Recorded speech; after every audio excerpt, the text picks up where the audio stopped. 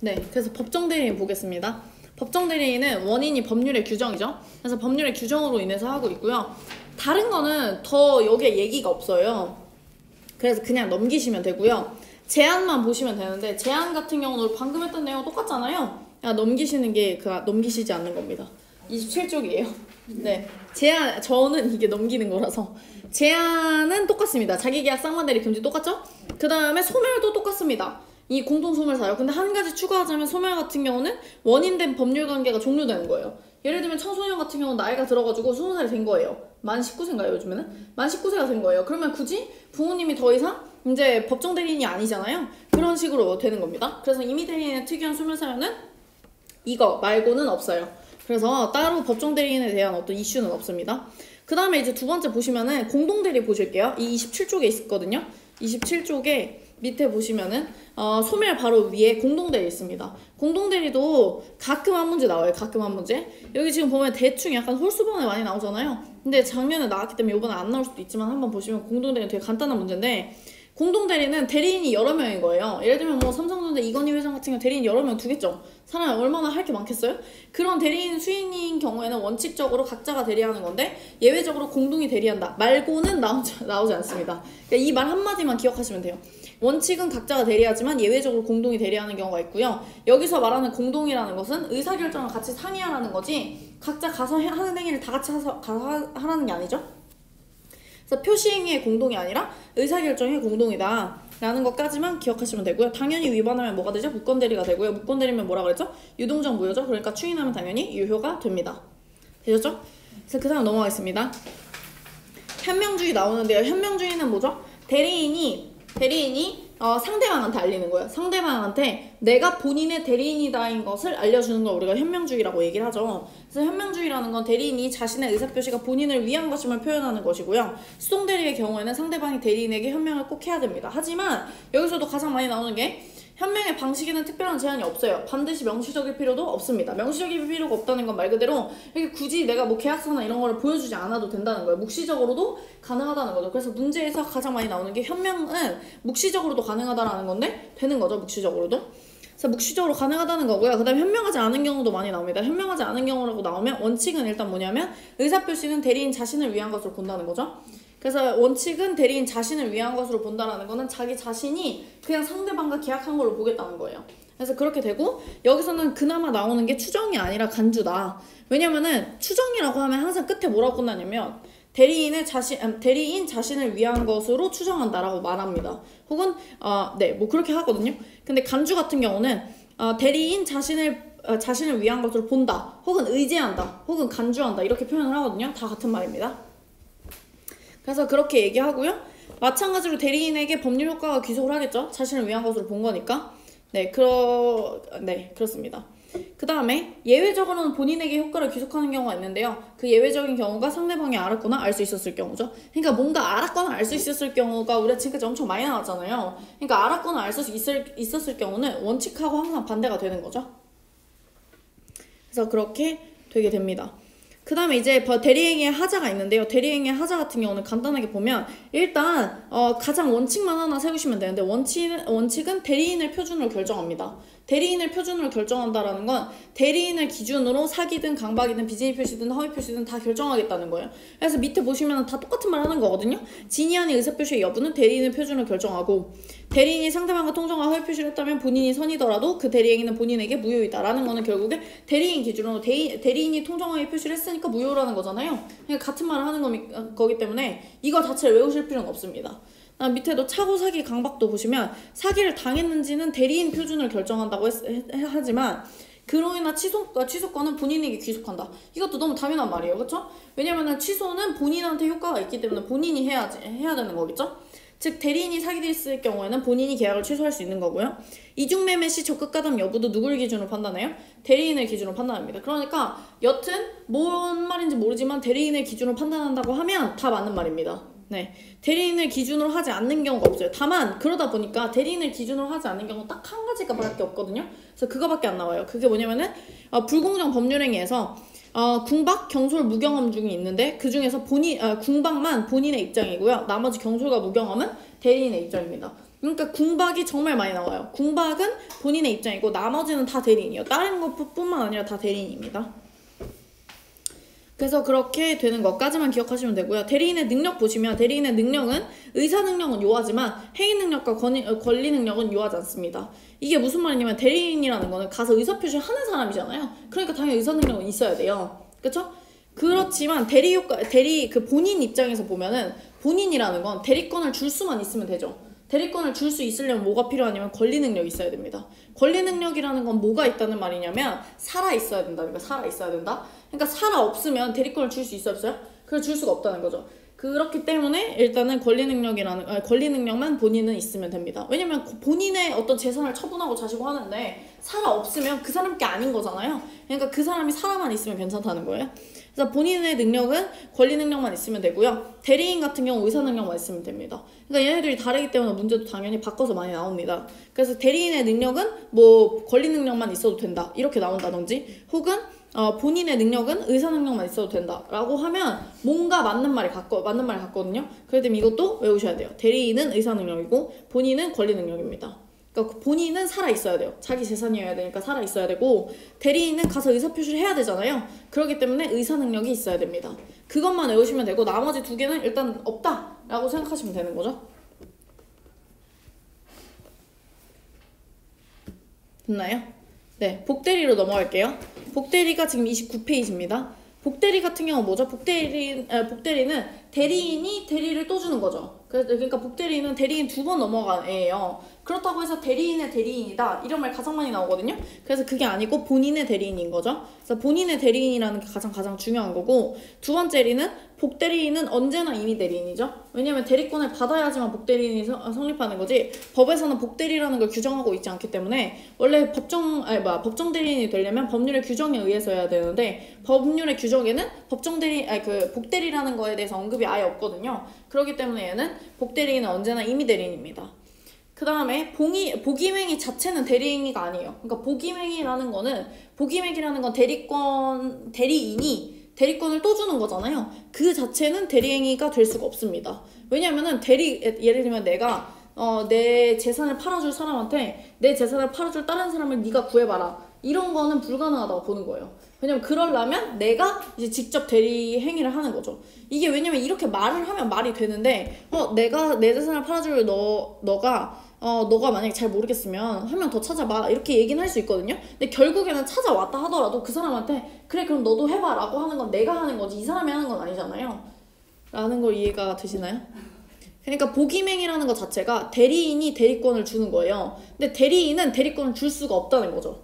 원칙적으로 말하면. 왜냐면은 대리인이라는 거는 대리만 하는 사람이지 대리권을 줄 수 있는 사람이 아니에요. 대리권을 줄 수 있는 사람은 항상 본인이어야 되는 거잖아요. 그렇기 때문에 본인만 대리권을 줄 수 있기 때문에 복임행위는 대리행위가 될 수가 없습니다. 그러니까 대리행위 안에 복임행위라는 것 자체가 있을 수가 없는 거죠. 그래서 결국에는 세 가지는 외우셔야 되는데, 일단 복대리인은 항상 임의 대리인이고요. 그러니까 복임행위는 대리행위가 아닌 거고, 그 다음에 대리인의 대리인이 아니라 얘는 본인의 대리인이 되는 거죠.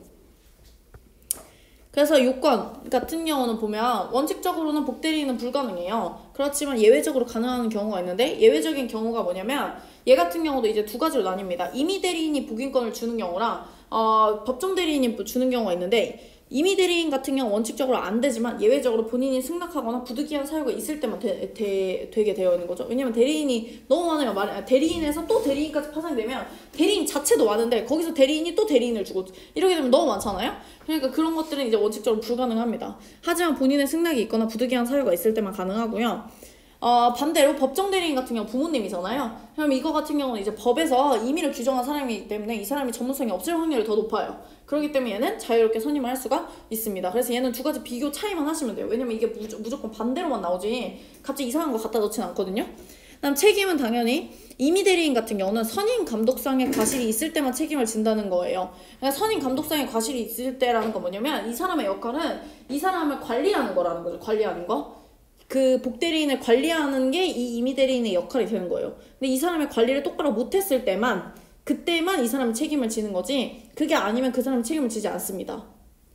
근데 법정대리인이라고 나오면 무조건 부모라고 바꿔줘야 되는데, 부모는 예를 들면 대리인을 선임을 했단 말이죠. 근데 그 대리인이 잘못했어요. 그렇다고 해서 나는 잘못 없는데 라고 하면서 이 사람 책임을 안 지는 건 아니잖아요. 부모가 자식의 일에 관해서. 그러니까 말이 안 되는 겁니다. 그러니까 얘는 당연히 무과실 책임인 거예요.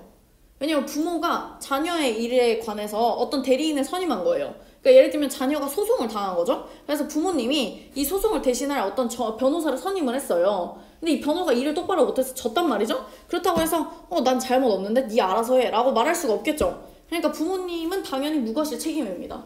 그러니까 법정대리인이라고 하면 무과실 책임이라면 뭔가 외워야 될 것 같은데, 법정대리인이라고 말을 하면 그냥 부모님이기 때문에 부모님은 당연히 무과실 책임을 지죠. 아예 자녀의 일에 대해서. 근데 임의 대리인 같은 경우는 그렇지가 않아요. 이 사람 돈 받고 하는 경우가 많을 거 아니에요. 돈 받고 대리행위를 하기 때문에, 대리행위를 했는데 내가 밑에 내가 또 한 명 더 고용한 대리인이 있었는데, 복대리인이 있었는데 그 사람이 일을 잘못했어요. 그럼 난 충분히 관리를 했는데 이 사람이 그냥 잘못한 거야. 그거에 대해서는 이 사람이 책임지지 않는다는 거죠.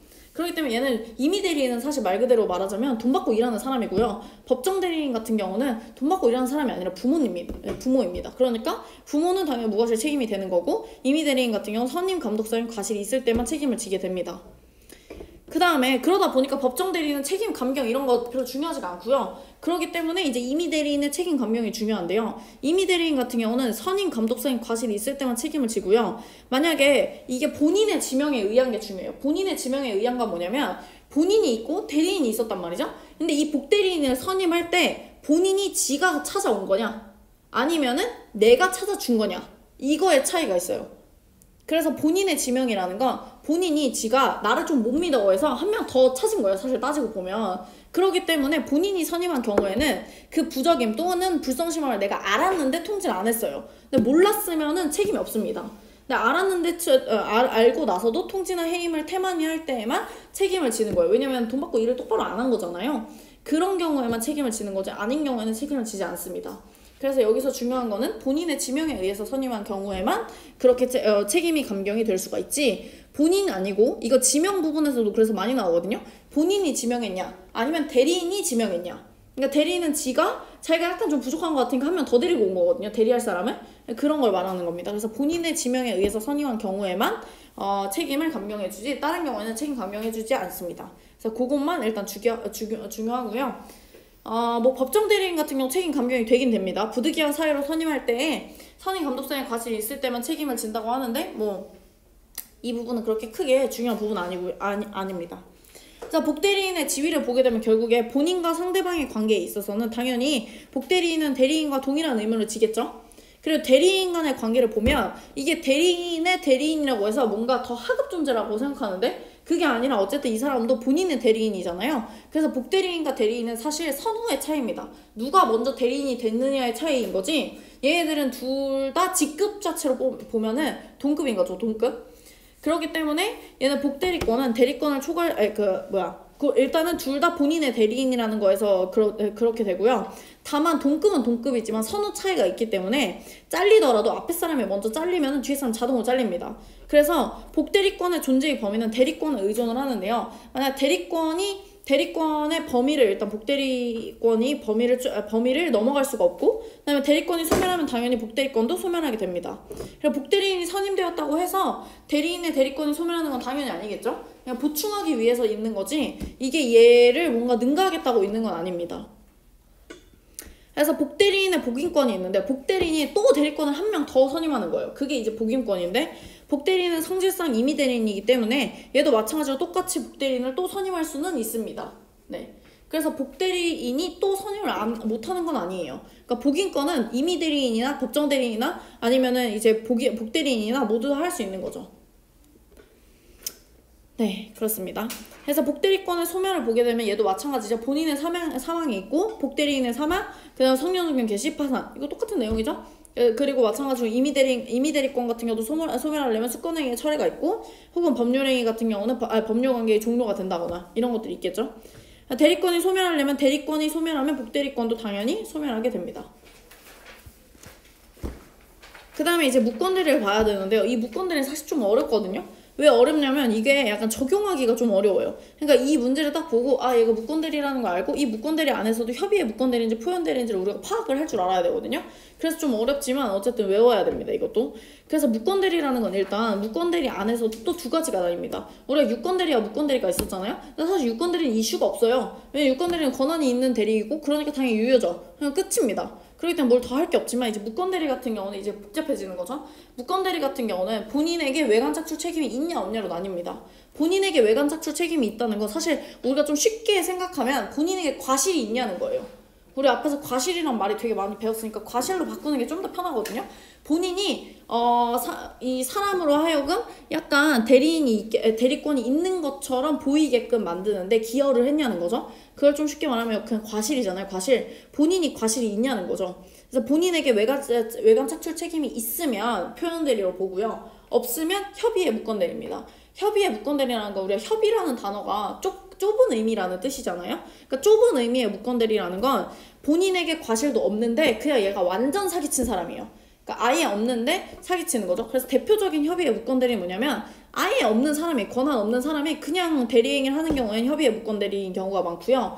표현대리 같은 경우는 뭐냐면 그냥 권한이 있는 대리인인데 예를 들면 자신의 대리권 범위를 넘어선 행동이죠.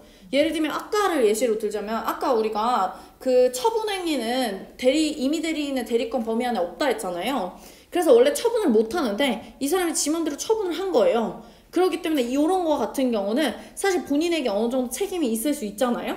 근데 상대방이 그래서 이것만 있으면 사실 본인이 너무 억울할 수 있죠. 왜냐면 자기는 그냥 임의 대리권만 준 건데 이걸 가지고 나보고 책임을 져라 라고 하면 억울하니까 한 가지 더 요건이 있습니다. 그래서 얘는 본인에게도 과실이 있고 동시에 상대방이 선의 무과실이어야 돼요. 근데 여기서 중요한 거는 여기서의 요건이 무과실도 있다는 겁니다. 여러분들이 지금까지 좀 익숙한 건 뭐냐면 선의의 제3자거든요.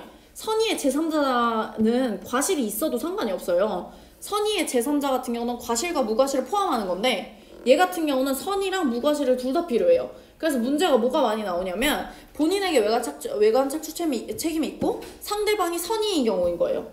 이거는 표현대리가 아니기 때문에 유효가 안 됩니다. 왜냐면 선의만 있으면 이게 무과실인지 과실인지 알 수가 없죠. 그러니까 과실이 있는 경우에는 표현대리가 성립하지 않기 때문에 유효로 가지 않습니다.